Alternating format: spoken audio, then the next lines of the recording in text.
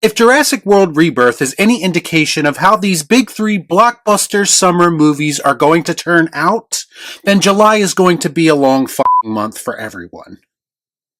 Let's discuss. I watch so you don't have to.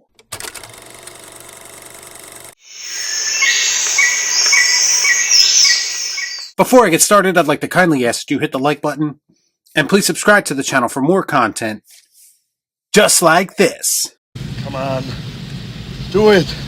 Do it! A mercenary leads a team of skilled operatives to the most dangerous place on Earth, an island research facility for the original Jurassic Park. As the top-secret expedition becomes more and more risky, they soon make a sinister, shocking discovery that's been hidden from the world for decades. So Jurassic World Rebirth is being presented to us as a soft reboot of the franchise. A fresh start, if you will. Apparently, the plan was to take this franchise back to its roots. Stop me if you've heard this before. Something very familiar about all this. And their goal was to quote-unquote make the dinosaurs scary again. Restore a little bit of that aura that they've lost through many subpar sequels. The only thing scary about Jurassic World Rebirth is just how awful the script was that this movie was made from. I've already seen a lot of people try to hype up this movie for various reasons, saying things like, well, as long as there's dinosaurs involved, I'll be happy. Or this is the best Jurassic movie since the original film. You serious? Well, as a longtime Jurassic Park / Jurassic World fan, I'm going to ask what exactly those people are smoking because I want some of it. This movie very much wants you to feel a lot of the same feelings you felt when you watched the original Jurassic Park. And they do that mostly by lazily lifting entire sequences from the original film and kind of remixing them, adding new dinosaurs and regurgitating them back out to you and hoping that nobody notices. The iconic raptor kitchen scene from the original film, they have a version of it here, but it's nowhere near as effective. The iconic Brachiosaurus scene from the original, where everyone stands in awe as they walk by. They have a version of it here, but again, it's nowhere near as effective. There was a lot of talk leading into this movie about how they were finally going to adapt the T-Rex attacking the boat scene from the original source material. And even though up until that point in the film I was mostly unimpressed with what I was watching, I still thought to myself, at the very least, we still have the T-Rex scene to come. If anything can save this movie, it's this scene that we've all waited so long to see in live action. And guess what? That scene was largely underwhelming and anticlimactic as well. Why do you cry? Now, to be fair, that probably had something to do with the characters who were involved with that scene, but more on that in a moment. I just cannot fathom how they somehow managed to make me not care about a scene in a movie involving a Tyrannosaurus Rex. I mean, most times all you have to do is insinuate he's going to be in the movie, and I instantly get goosebumps. And I can hear the comments already, it's only a dinosaur movie, don't think about it too much. Well, not really, because they somehow managed, almost inconceivably, to figure out a way to make me not care about seeing dinosaurs this time around. Dinosaur movies in general, I agree, are almost practically a layup. And from Jurassic Park all the way up to the first Jurassic World, I was pretty much right there with you. It didn't take much for me to have a good time while watching these movies at one point in my fandom. But we are way beyond that point now, and if we are going to continue to drag this franchise out like they apparently intend to do, then you desperately need to take it in a somewhat new direction. Put some effort into it! And no, I don't mean continuing to make up dinosaurs or dinosaur hybrids, because that gimmick ran its course almost 3 movies ago. Dinosaurs themselves are already cool. We do not need to reinvent the wheel when it comes to them. We need to keep that aspect of these movies pretty simple. Because when you continue to give me more and more outrageous genetic mutations, at some point along the way these movies stopped feeling like Jurassic movies and started feeling like something else completely different. And that's my biggest gripe with this movie. It feels like Jurassic Park or Jurassic World in name only. It's like a B movie is trying to recreate what the good Jurassic films did and failing miserably at it. Why are you the way that you are?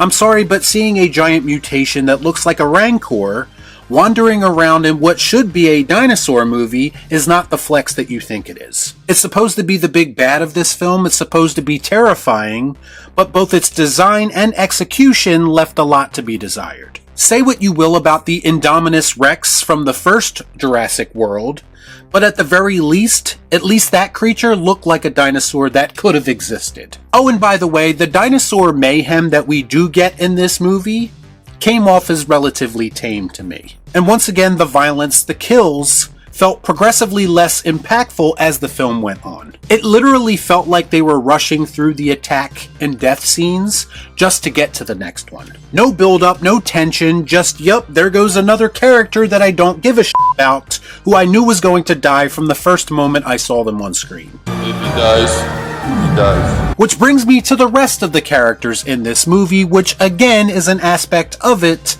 that left a lot to be desired. I'll start with Scarlett Johansson and Mahershala Ali's characters, who I'm just going to group together because they're about as cliche gets. And because of that, both of their talents feel severely wasted in this film. Now I know some of you are probably typing it already, we don't go to these movies for the human characters, we aren't supposed to care about them. Well, if that's true, then why does this movie so desperately try to make me care about them with these heavily forced backstories? And it's not like either of them have any kind of legitimate character arc that ties into these backstories in any way.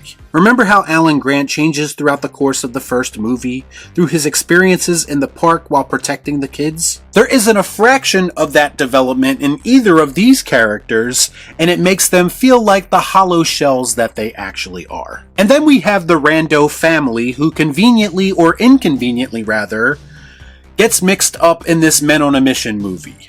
It quite literally feels like they were plucked from another movie and dropped into this one. And these have to be some of the most ill-conceived, poorly executed, unnatural feeling characters that I've seen in a Jurassic film in some time. They are poorly written, they are poorly acted, they very much feel tacked on to the story that is being told. It's almost as if someone stood up in the middle of a creative meeting one day and said, hey, we need to add some regular people to this story to ground things a little bit. The only problem is that they are not presented to us as living, breathing human beings that you can actually relate to. At times, they are so annoying, especially the daughter's boyfriend, that I was actively rooting for the dinosaurs to eat them. Cringe-inducing is the only way I can describe them. They brought a lot of forced comedy to the table, and it really took me out of the film. This is whack! I can't get jiggy with this shit! The only character that legitimately resembles an actual Jurassic World character for me was Jonathan Bailey's Henry Loomis, who was to me the only bright spot, even if he was rather one-dimensional. So it's not exactly a character that's going to be remembered for years to come. The major flaw with a lot of these movies is that they have to continue to keep coming up with bullshit reasons for people to keep going back to these islands. And if I'm going to continue to be brutally honest with you, they completely phoned that reason in this time around. You need dino DNA for a miracle drug back home. How many times have we seen that exact same plot point in a movie before?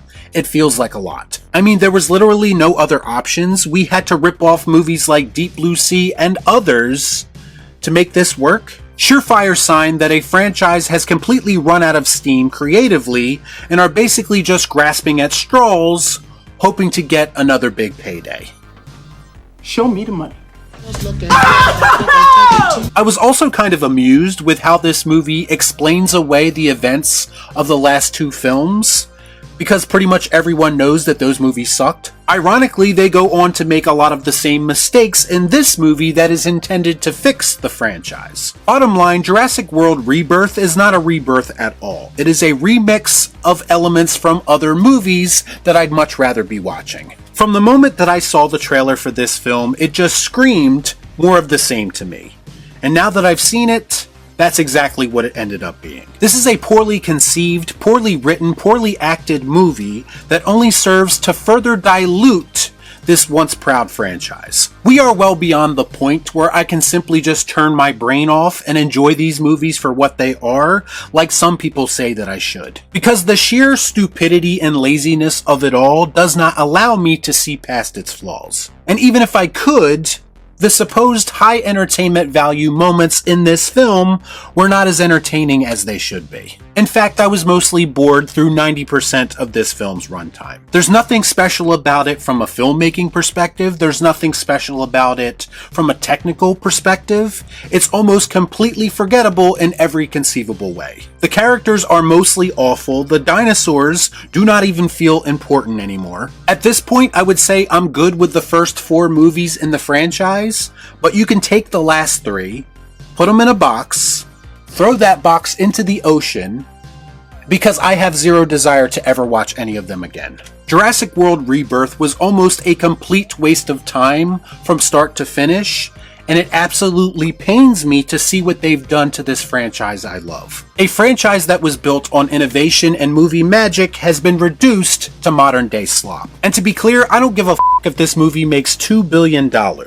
It's still an abomination of cinema, and that's exactly why I'm going to give it the disgusted Ian Malcolm. That is one big pile of shit. Y'all be cool. Shut up.